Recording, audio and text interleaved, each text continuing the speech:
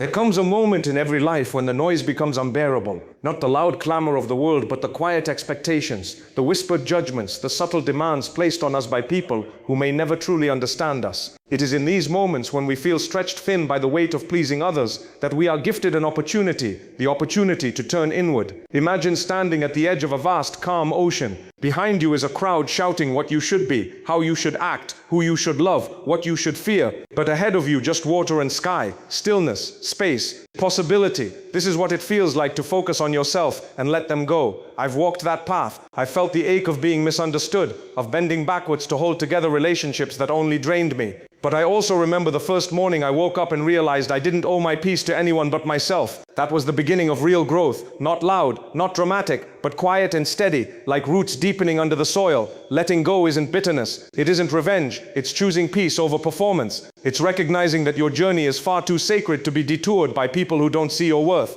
You weren't created to be everything to everyone. You were created to grow, to shine, to fall and rise again, authentically, bravely, freely. So today I challenge you to pause and ask yourself, who are you when no one is watching? Who are you when you stop trying to impress, to explain, to hold on? That person, that raw, unfiltered, imperfect soul is where your power lives. Nurture them, listen to them, build your life around them. Because the truth is, you don't need everyone to believe in you. You just need to believe in yourself enough to walk away from what's holding you back and run toward what sets your spirit on fire. The power of self-focus is one of the most transformative forces in a person's life. It's not about arrogance, nor is it about selfishness. It's about turning your energy inward in a world that constantly demands it outward. From childhood, we're taught to meet expectations, please our parents, fit in with our peers, conform to society's ever-shifting standards. Slowly, almost imperceptibly, we begin to shape our identities based on how others respond to us. We smile when it's expected, apologize even when we're not wrong, say yes when every part of us wants to say no. We give and give until we wake up one day and realize we've forgotten who we are when no one's watching.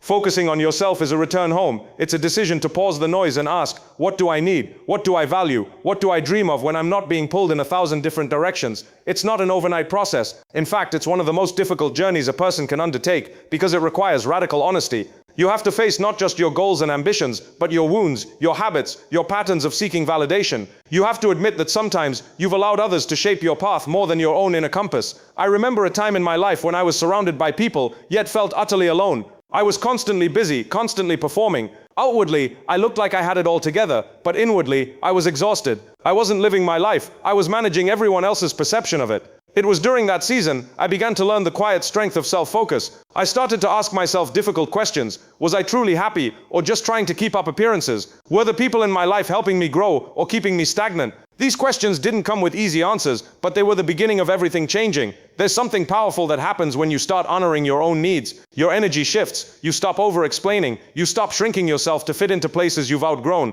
You begin making choices that align with your values instead of other people's expectations. And in doing so, you begin to trust yourself again. That's one of the most underrated gifts of self-focus, the restoration of inner trust. When you stop outsourcing your worth to others, you begin to realize that your voice, your intuition, your experiences are valid and worthy on their own. Think of a garden. If you spent all your time watering everyone else's plants, tending to their weeds, fixing their fences, but never once stopped to nourish your own soil, how would your garden grow? It wouldn't. It would wither, not because it lacked potential, but because it lacked attention. This is how many of us live, constantly giving our care, time, and effort to everything and everyone except ourselves. But the moment you turn that care inward, even in small ways, life begins to respond differently. You begin to see sprouts of clarity, confidence, purpose. It's not about isolation, it's about foundation. When you focus on yourself, you're not cutting people out, you're building yourself up. You're creating a stable base from which you can give more authentically, love more fully, and live more deeply. Because when you are centered, when you are clear about who you are and what matters to you, no storm can easily shake you. Detaching from the noise is not about becoming indifferent or cold. It is about preserving your peace in a world that is constantly trying to steal it. Every day, we are bombarded with voices, some loud, some subtle, telling us who we should be, what success should look like, how we should speak, think, dress, and even feel. Social media amplifies these voices, turning opinions into pressures and comparisons into chains. In such an environment, staying connected to your true self becomes an act of resistance. It requires clarity, courage, and a deep understanding that not every voice deserves your attention. There was a time when I thought I had to respond to every criticism, explain every decision, and carry every relationship, even if it weighed me down. I felt responsible for how others perceived me, and I wore that responsibility like a burden. The more I tried to meet everyone's expectations, the more I lost sight of what actually mattered to me. I was saying yes when I meant no, staying silent when I needed to speak, and holding on to relationships simply because I was afraid of how it would look if I let go. But then something shifted. I began to see that peace was not found in pleasing others, it was found in protecting my inner space. Detachment is not disconnection from people, it is disconnection from the noise they bring when they try to control your narrative. It's not about walking away from everyone, it's about walking away from what no longer serves your mental, emotional, or spiritual well-being. People will always have opinions, and sometimes those opinions are based on limited understanding, past versions of you, or their own insecurities. If you allow every voice access to your heart, you'll constantly be in a state of confusion, questioning your every move. But when you start filtering out the noise, you begin to hear something far more important, your own voice. There's a sacred silence that follows letting go of the wrong things. At first it might feel empty. You might feel the weight of loneliness, or the discomfort of unfamiliarity. But soon that silence becomes space. Space to breathe, to think, to grow. Space to reconnect with your values, to reimagine your goals, and to realign with your purpose. In that space you stop reacting and start responding. You stop explaining and start understanding. You begin to move with intention, not obligation. I remember sitting alone in my room one evening after a particularly overwhelming week filled with other people's expectations. I had been bending in every direction, trying to hold everything together. But that night I turned off my phone, sat in stillness, and just listened to the quiet, to the tension in my shoulders, to the tightness in my chest. It was in that moment that I realized how loud the world had become in my life, and how little space I had given myself to just exist without pressure. That moment of awareness was the beginning of detachment, not from love or responsibility, but from noise and guilt. When you start detaching from the noise, you begin to see things clearly. You see which relationships are rooted in mutual respect, and which are built on convenience or control. You recognize the difference between support and manipulation. You stop internalizing other people's chaos as your own. And most importantly, you begin to reclaim your power. The power to decide what enters your life and what does not. The power to choose peace over performance. The power to let go without bitterness, to walk away without needing to be understood. The noise loses its grip on you when your inner world becomes stronger than your outer world. Recognizing your worth beyond other people's opinions is one of the most liberating realizations you can experience. For so long, many of us live under the weight of how others see us. It begins early, with subtle cues, how teachers respond when we speak up in class, how friends react when we express our thoughts, how family members validate or dismiss our feelings. Without even realizing it, we start to build our identity based on external reactions. Praise becomes fuel, criticism becomes fear, and the need to be accepted slowly becomes a prison we decorate as self-worth. But your worth is not a mirror reflecting back the opinions of others. It is something far deeper, more permanent, something that doesn't fluctuate based on who approves or disapproves of you. You are not more valuable when you are liked, nor less valuable when you are misunderstood. Yet society trains us to attach our sense of self to applause. The number of likes, the compliments, the recognition, all of it feels good, but it can also be dangerously addictive. Because when that validation fades, as it often does, it leaves us questioning who we are without it. There was a period in my life where I tied my value tightly to being needed. If people relied on me, if they called me for help, if they praised my loyalty, I felt important. But whenever I wasn't in the spotlight, or when someone else was chosen over me, doubt crept in. Was I still worthy if I wasn't being seen, appreciated, or acknowledged? That question haunted me more than I care to admit. But in those quiet, uncomfortable moments, I began to realize how fragile my confidence had become, how much it depended on something outside of me. True self-worth isn't loud. It doesn't scream for validation. It doesn't shift based on moods, or change with seasons. It is quiet and steady, like the roots of a tree that remain grounded no matter how strong the wind blows. It's the unshakable belief that you matter, not because of what you do, not because of who likes you, but simply because you exist. This kind of worth can't be given by others, and it certainly can't be taken away by them. When you begin to recognize your own value, you stop chasing approval. You no longer feel the need to explain yourself to people who are committed to misunderstanding you. You stop begging to be chosen by people who were never meant to walk with you in the first place. Instead, you choose yourself. You choose your peace, your growth, your truth. And in doing so, you start attracting people and opportunities that are aligned with your authenticity rather than your performance. I've had moments where I was praised publicly, and yet felt hollow inside. And I've had moments of deep solitude, with no one watching, where I felt completely whole. That's when I knew the real difference. The world can applaud you today and forget you tomorrow. Opinions change, crowds move on, but what you believe about yourself, how you see your own heart, your own value, that's what stays. That's what carries you through the seasons of silence, the times of rejection, the nights when no one sees the battles you're fighting internally. You are not someone else's opinion. You are not defined by the roles you play, or the boxes people try to put you in. You are not your failures, nor are you just your successes. You are far more than the filtered version of yourself that the world consumes. And once you begin to live from that place of deep, unwavering worth, you become unshakable, not because life gets easier, but because you no longer let it define you. Embracing solitude, as a path to self-discovery, is not something many are taught to value. In fact, for most people, being alone carries a negative connotation. It's often confused with loneliness, as if time spent in one's own company is an indication of something missing or broken. But solitude, when chosen and embraced intentionally, is one of the most powerful environments for inner growth. It offers a rare opportunity to hear yourself clearly, without interruption, without expectation, without masks. In a world that constantly demands connection and performance, solitude becomes sacred.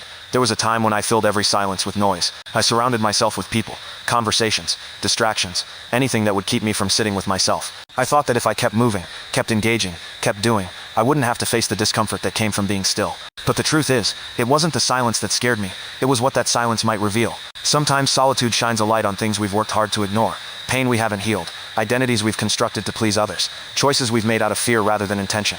But within that discomfort is where the discovery lies. When you begin to spend time alone, not out of avoidance but out of purpose, you begin to meet yourself in the most honest way. You notice the thoughts that rise when no one is watching. You observe your habits, your desires, your fears without judgment. You begin to understand what truly brings you peace, versus what you've been taught should make you happy. In solitude, the layers begin to fall away. The version of you that exists only to be accepted by others begins to fade, and what remains is real, unfiltered truth. There's a depth of insight that only stillness can bring. Nature has always reflected this beautifully. Think of a mountain, unmoved and unbothered by the winds that pass around it, or a quiet forest, rich with life, yet undisturbed by chaos. These moments in nature speak a language of solitude. They don't compete, they don't rush, they simply exist in their fullness. And we too are meant to have those moments of existence where we aren't performing or striving, but simply being. In that space, something beautiful happens. We begin to feel enough without needing anyone else to confirm it. Solitude also teaches emotional responsibility. When no one else is around to blame or lean on, you're left with yourself. And while that may sound daunting, it's actually where the greatest strength is built.